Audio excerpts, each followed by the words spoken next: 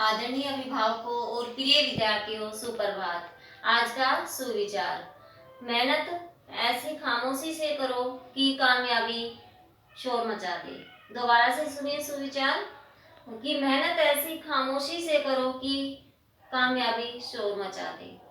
तो प्रिय विद्यार्थियों, मुझे उम्मीद है कि आप भी ऐसे ही अपने लगन से मेहनत कर रहे होंगे और अपना काम भी कर रहे होंगे। ऐसे ही करते रहिए अच्छे से, कोई काम आपका नहीं छूटे। हर सब्जेक्ट में आपका कंप्लीट काम होना चाहिए और आप घर पर अपने परिवार के साथ खुश रहिए। तो आज हम अपना हिंदी विषय का अध्याय 6 रक्त और हमारा शरीर का अभ्यास कार्य पढ़ेंगे। पहले हमने इससे संबंधित सार पढ़ा था, इस पाठ के बारे में जाना था और आज हम अभ्यास कार्य के बारे में जानेंगे। इसके जो लेखक है डॉक्टर यतीश अग्रवाल। तो प्रिय विद्यार्थियों, सबसे पहले मैं बता देती हूँ रक्त और हमारा शरीर कि हमारे शरीर से रक्त का क्या संबंध है। तो रक्त जो हमें एक लाल रंग की तरह दिखाई देता है, तो इसमें एक कहानी हमारी जो है, एक डॉक्टर दीदी है जिसमें दिव्या है और अनिल। दिव्या और अनिल दोनों बहन भाई है, जो कि दिव्या बहुत ही कमजोर है एक तरह से। वो जब धीरे धीरे जब उसको ज्यादा थकान महसूस होती है और कोई काम में मन नहीं लगता है, तो उसका भाई उसको जांच के लिए डॉक्टर के पास लेकर जाता है। तो डॉक्टर उसके खून की कमी बताकर खून जांच करने के लिए कहता है। तो जैसे ही वह खून जांच करने के लिए जाता है, तो उसके पहचान वाली डॉक्टर दीदी होती है, तो वह उनके पास जाते हैं और फिर वो जांच के लिए खून ले लेती है एक थोड़ा सा। और फिर वो दूसरे दिन उसको जैसे ही बुलाती है, तो उसको बताती है टेस्ट करने के बाद कि इसको एनीमिया है। तो एनीमिया होता क्या है? एनीमिया खून की कमी से होता है। किसकी कमी से होता है? खून की कमी से। तो इसमें यही बताया गया है कि तो जब उसका भाई पूछता है कि अनिल की दीदी एनीमिया क्या होता है, तो एनीमिया एक तरह से वो बताती है कि खून की कमी से होता है। जैसे खून हमारा दो भागों में बटा होता है, एक तरल पदार्थ है जिसे हम प्लाज्मा कहते हैं, दूसरे जिसमें बहुत सारे कण होते हैं, छोटे छोटे बहुत सारे कण होते हैं, जिसमें लाल, सफेद और जिससे कोई रंग नहीं होता, इस तरह से, जिसे हम डिम्बाणु या प्लेटलेट कण भी कहते हैं। तो इस तरह से हमारे रक्त में बहुत सारे कण मिलते हैं और ये कण क्या है कि एक तरह से हमारे शरीर में बहुत ही मतलब हमारे शरीर के लिए बहुत ही उपयोगी होते हैं। दूसरा इसमें कह सकते हैं, जो हमारा ये लाल रक्त कण होता है, जो ये एक तरह से बालूशाही की तरह या गोल या अवतल की तरह दिखाई देता है। तो और ये कम से कम 1 मिलीलीटर में 40 से 55 इसमें होते हैं। तो 1 से 40 मिलीलीटर कण होते हैं। इस तरह से 1 मिलीलीटर में मतलब 1 मिलीलीटर बूंद में इतने कण होते हैं, 40 से 55। दूसरा इसमें जो हमारा सफेद कण है, वो हमें रोगाणु से लड़ने के लिए हमारी मदद करता है। और लाल रक्त हमारे एक तरह से हमारे सांस लेने में मदद करता है। और जो हमारे डिम्बाणु है, प्लेटलेट है, जिसका कोई रंग नहीं होता, जिसे हम डिम्बाणु या प्लेटलेट कण कहते हैं, वो एक तरह से हमारे सारे शरीर में होता है, हर जगह होता है, हर जगह पाया जाता है। तो इस चैप्टर में हमने ये सब जाना है, इसके बारे में हम आगे अब आज अभ्यास कार्य करेंगे। तो देखिए प्रिय विद्यार्थियों, पहला जो प्रश्न है हमारा, रक्त के बहाव को रोकने के लिए क्या करना चाहिए? कि रक्त के बहाव को रोकने के लिए क्या करना चाहिए? तो मैंने इसमें पाठ में भी बताया था कि जब कोई एक तरह से जो हमारे डिम्बाणु है या प्लेटलेट कण है, वो हमारे पूरे शरीर पर होते हैं। जब कोई खरोच आ जाती है हल्की सी, तो वो एक जाला सा बुन देती है, और जब ज्यादा ही लग जाती है चोट, तो ज्यादा खून बहने लगता है। तो उसमें एक उपाय बताया था कि हम कोई सफेद मतलब कोई साफ कपड़ा उस पर अच्छे से टाइट बांध ले, तो वो थोड़ा कम हो जाता है, उसका बहाव खून का कम हो जाता है। कि जब तक हम उस को डॉक्टर तक ले जाते हैं, तो थोड़ा वो कम हो जाए, ज्यादा ना बहे। और ज्यादा भी बह जाता है तो हमें उसके लिए हमें खून भी लेना पड़ता है। और वो हम खून को हम 4 भागों में बांटते हैं, ये भी बता चुकी थी मैं आपको कि ए बी और ओ। और जो कि हमें ये अपने अस्पतालों से ही मिलते हैं। ये ब्लड ग्रुप हमें अस्पतालों से मिलते हैं, जरूरतमंद व्यक्ति कोई भी ले सकता है। और एक तरह से जो हम ब्लड दान करते हैं, वो 18 वर्ष या इससे अधिक आयु के ही कर सकते हैं, और हमें करना भी चाहिए। ये बहुत जरूरी है, क्योंकि ये हमारे बहुत जल्दी कवर कर जाता है।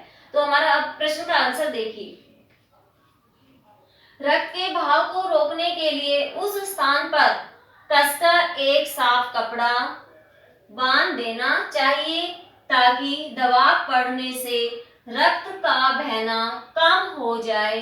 फिर घायल व्यक्ति को जल्द ही डॉक्टर के पास ले जाना चाहिए। तो फर्स्ट क्वेश्चन आपको समझ में आ गया होगा कि रक्त के बहाव को रोकने के लिए क्या करना चाहिए।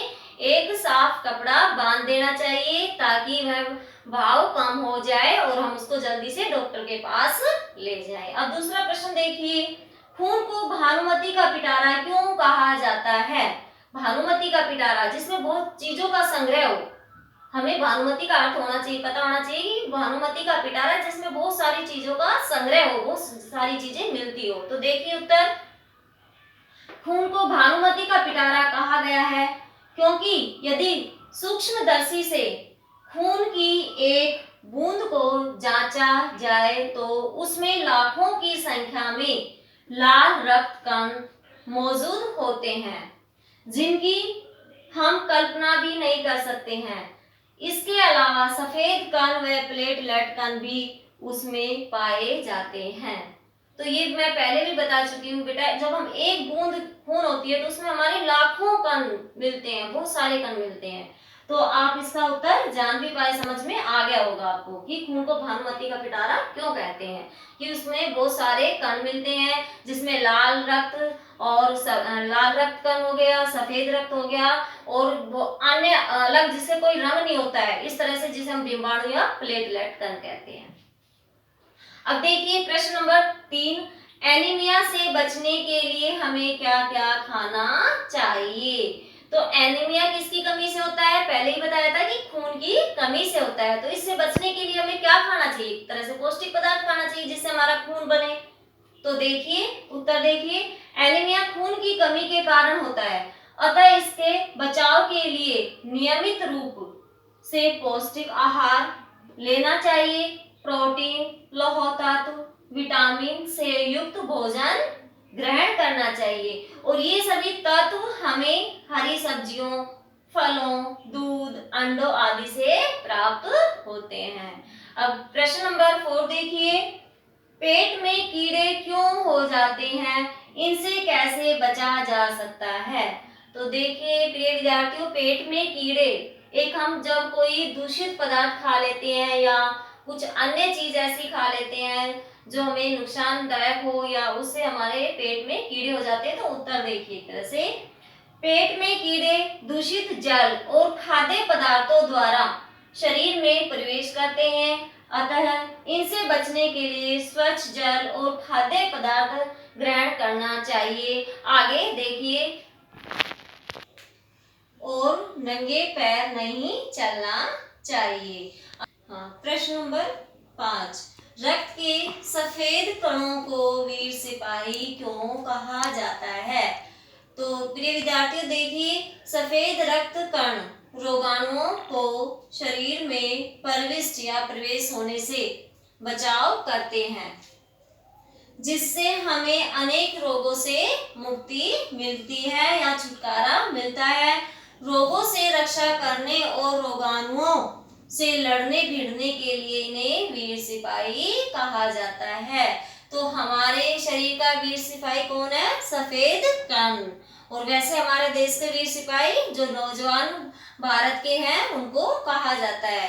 तो आइए अब हमारा प्रश्न नंबर 6 देखिए, इसमें ब्लड बैंक में रक्तदान देने के क्या लाभ है। तो देखिए प्रिय विद्यार्थियों की ब्लड बैंक में रक्तदान देने के क्या लाभ है। तो आंसर देखिए, इसका उत्तर देखिए, ब्लड बैंक में रक्तदान देने के अनेक लाभ है। तो पहला लाभ देखिए, रक्तदान से किसी जरूरतमंद व्यक्ति को जीवन दान दिया जा सकता है। जिसको जरूरत होती है तो वो मान लो कहाँ से अपना प्रबंध करेगा, तो वो अस्पताल में जाएगा, वहां से रक्त लेगा। दूसरा, ब्लड बैंक में प्राय हर वर्ग का रक्त तैयार मिल जाता है, उसमें हर तरह का जिस तरह का उनको ब्लड चाहिए वो सब मिल जाता है। तो अब आएगा इसमें तीसरा, जरूरत पड़ने पर व्यक्ति को इन ब्लड बैंकों से अपने वर्ग का रक्त आसानी से भी मिल जाता है। तो हमारे ब्लड बैंक में रक्तदान से क्या क्या लाभ है आपको ये सब समझ में आया होगा। अब प्रश्न नंबर 7 देखिए, सांस लेने पर शुद्ध वायु से जो ऑक्सीजन प्राप्त होती है उसे शरीर के हर हिस्से में कौन पहुंचाता है। तो ये हम पहले भी पढ़ चुके हैं। तो देखिए हमारा ऑप्शन वाला दिया हुआ है, तो आप बता सकते हो। इसमें आपको पाठ भी पढ़ा दिया गया है। तो पहले मैं बता देती हूँ, सफेद कण नहीं, सफेद कण क्या करते हैं, क्या करते हैं सफेद कण, तो रोगाणुओं से लड़ने की क्षमता रखते हैं। और सांस नली नहीं, लाल कण, हाँ लाल कण हमें शुद्ध वायु या शुद्ध वायु से जो ऑक्सीजन प्राप्त होती है वो किन से होती है, लाल कण से। तो हम यहाँ पे कर देंगे लाल कण। ठीक है बेटा, और बाकी जो हमारे ऑप्शन है वो सारे रॉन्ग है या गलत है। तो प्रिय विद्यार्थियों, मुझे उम्मीद है आपको ये अध्याय अच्छे से समझ में भी आ गया होगा। और तो ये आपको अपने अच्छे से फेयर नोटबुक में साफ सुंदर लेख में लिखना है। धन्यवाद।